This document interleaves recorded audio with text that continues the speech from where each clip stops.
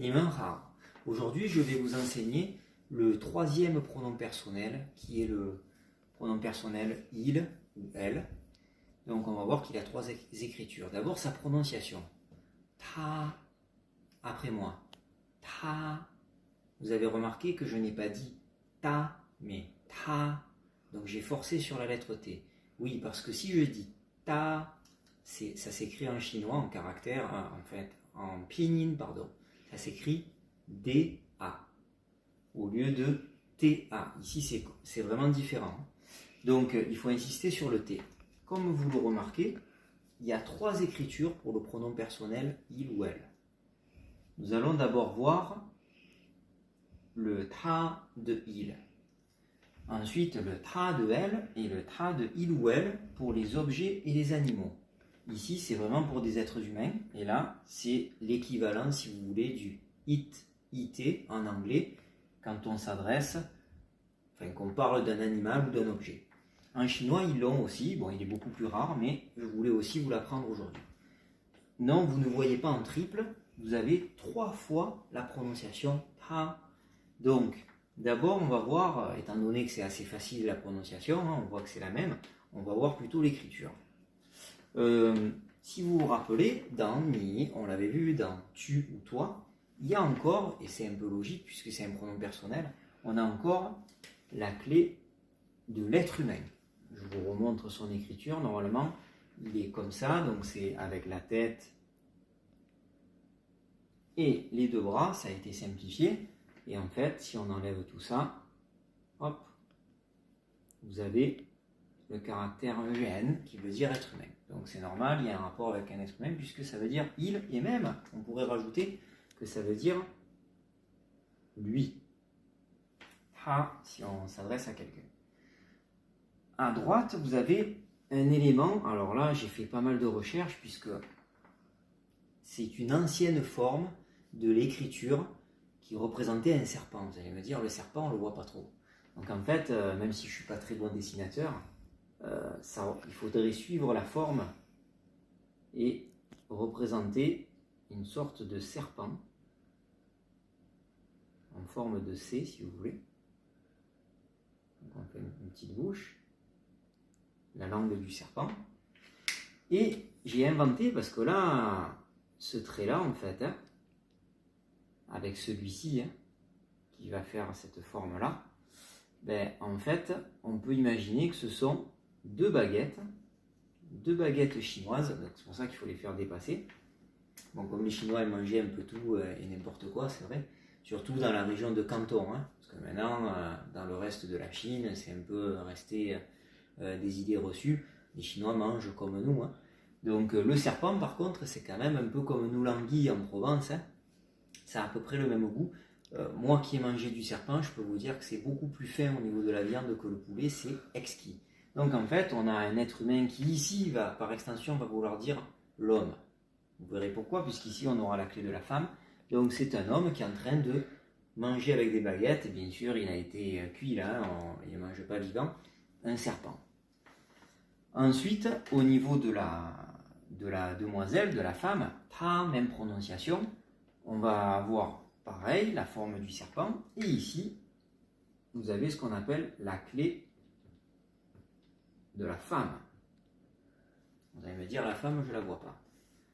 Je vous le réexpliquerai un jour parce qu'on le verra tout seul, ce caractère qui veut dire aussi femme, mais en tout cas, ici vous avez une femme qui a les jambes croisées, qui est assise comme moi sur un tabouret ou une chaise. Donc en fait, vous avez les deux pieds ici, les jambes croisées. Normalement, il y a une chaise, bien sûr, qui a disparu, elle était adossée à une chaise. Et ici, vous avez encore la tête. On ne rigole pas, je ne suis pas très bon en dessin. Là, vous avez les cheveux longs. Et vous allez me dire, qu'est-ce que c'est ce trait? Ce trait, en fait, c'est son petit bébé qu'elle porte dans les bras. Elle est à la maison tranquille et ça exprime la maternité. Il ne faut pas oublier qu'avant les années 80, avant la politique de l'enfant unique, la maman en Chine avait en moyenne 6 enfants. Donc 6 enfants en moyenne par famille, d'où le 1,4 milliard de Chinois. Donc c'est un peu cliché, mais bon, c'est un vieux caractère. N'oubliez pas que l'écriture chinoise a plus de 5000 ans. Donc ça représente la femme qui représentait avant tout ce qui était maternité maternelle. Donc la femme avec, pareil, le dessin du serpent avec les baguettes. Donc ça va être elle. Et pour les objets, bien sûr, ils vont ni mettre la clé de l'homme, ni la clé de la femme. Qu'est-ce qu'ils ont fait? Ils ont fait une sorte de cheminée. Je vous dessine ce petit trait qui représente la cheminée en train de fumer l'hiver. Et vous avez ici ce qu'on appelle la clé du toit. Donc en fait, c'est comme un toit terrasse dans les pays méditerranéens. Donc le toit terrasse qui représente la chaleur, il n'y a pas besoin de cheminée, on a un toit plat. Donc on en trouve dans le sud, en Méditerranée. Ça représente un peu la Chine du sud où il fait chaud, donc pas besoin de cheminée, toit plat aussi. Et ça, c'est plutôt la Chine du nord avec la cheminée, le froid. Donc c'est déjà les deux types de toits qui pourraient exister en Chine. Donc le toit est à l'intérieur, dans la maison en fait, puisque la maison, il n'y a plus des façades, mais on imagine une maison. Vous avez ce qu'on appelle l'être humain à l'envers, qui a été retourné. Donc des fois, sur internet, vous pouvez trouver que ça veut dire autre chose. Je ne vous donne pas le sens, c'est pas intéressant. Moi, ma prof, quand j'étais à la fac, et j'ai retenu ça, elle a dit c'est l'homme à l'envers. Ça veut dire que soit c'est une personne vraiment plus près de la mort, c'est-à-dire très âgée, on le verra dans un autre caractère un jour, dans vieux, être âgé, soit ici, si l'homme est à l'envers, ça veut dire que ce n'est pas un être humain dont on veut vous parler, c'est un objet ou un animal. Donc pas être humain, égale autre chose. Mais là, ça tombe bien. Donc il y a beaucoup d'objets dans la maison, et des fois on a des animaux domestiques. Donc animal ou objet dans une maison, c'est ta pour s'adresser à un objet ou un animal. Je termine avec la décomposition trait par trait. Pour celui-ci, on va commencer par l'être humain. Ensuite, on va commencer par ce crochet, avec une sorte de crochet. On revient en arrière. Et on termine avec ce caractère. 1, 2, 3, 4, 5 étapes pour le faire. Ensuite, pour celui-ci, 1, 2, 3, 4. Attention, il faut faire celui-ci en premier. 5. Très important, ne pas dépasser ici, parce qu'on le verra plus tard.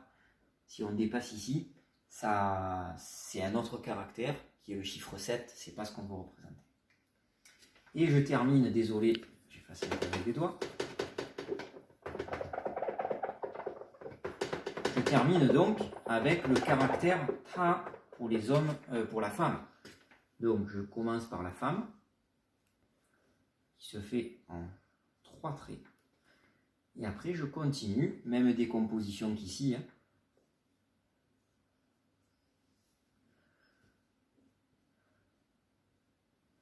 Avec un petit crochet à la fin, je termine en 6 traits. 谢谢，再见。